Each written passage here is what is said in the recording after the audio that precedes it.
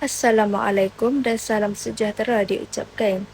Saya Nur Atika Rabiatul Adawiyah binti Azhari dengan nombor matrik D2021 1098 637 dari kumpulan A subjek BML 3053 Morfologi Bahasa Melayu.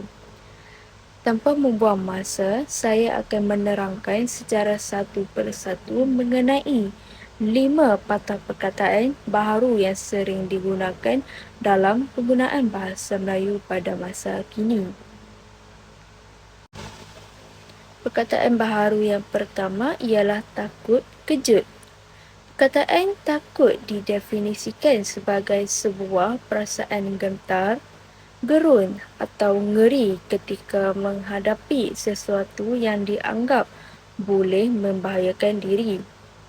Manakala perkataan kejut pula didefinisikan sebagai tindakan kaku sebahagian anggota badan yang disebabkan oleh terperanjat atau ketakutan yang melampau.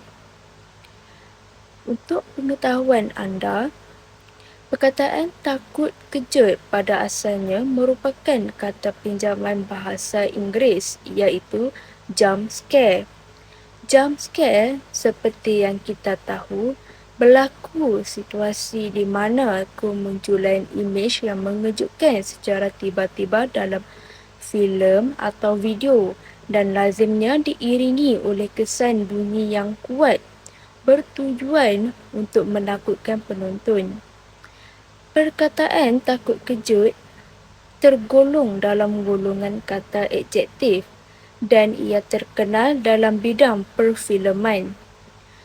Contoh ayat yang boleh diberi ialah siri seram terbaharu itu telah menerima jumlah takut kejut terbanyak sepanjang sejarah perfilman iaitu sebanyak 21 kali. Perkataan yang seterusnya ialah iklan acah.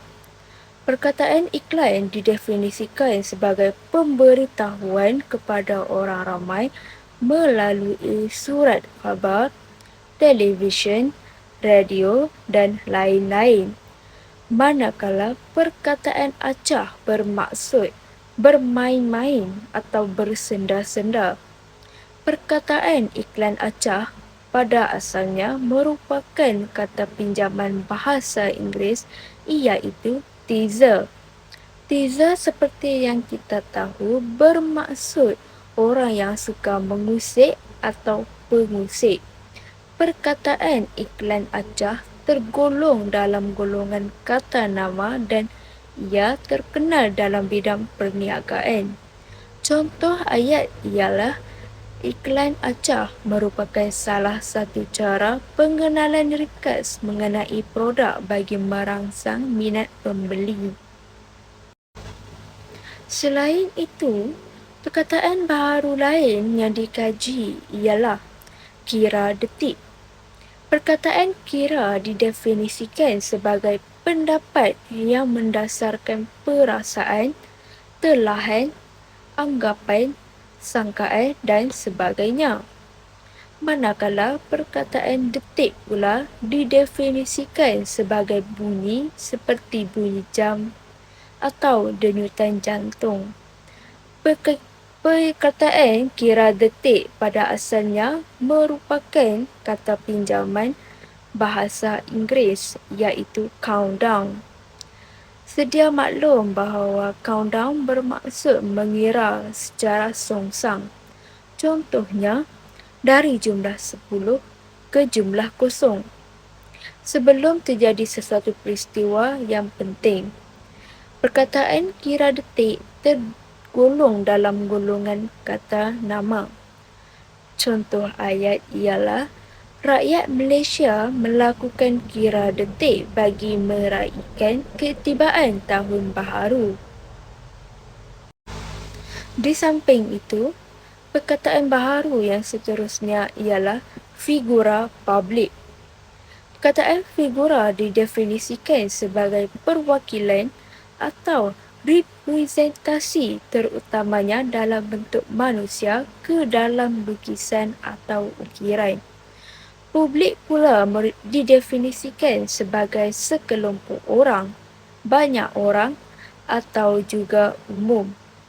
Perkataan figura publik pada asalnya merupakan kata pinjaman bahasa Inggeris iaitu public figure.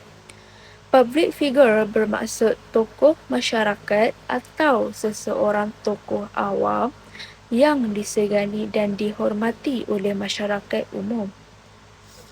Figura publik tergolong dalam golongan kata nama. Contoh ayat ialah beliau kini merupakan seorang figura publik yang muncul di seluruh tempat opera, di acara-acara sukan dan acara-acara besar.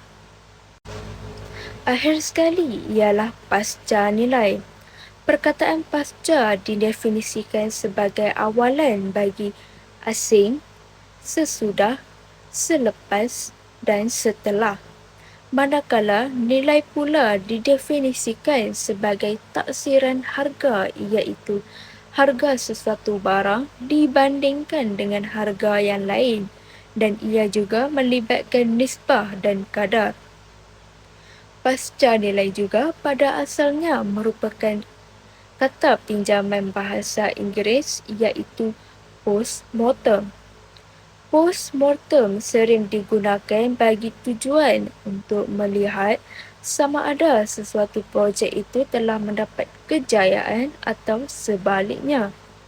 Pasca nilai tergolong dalam golongan kata nama.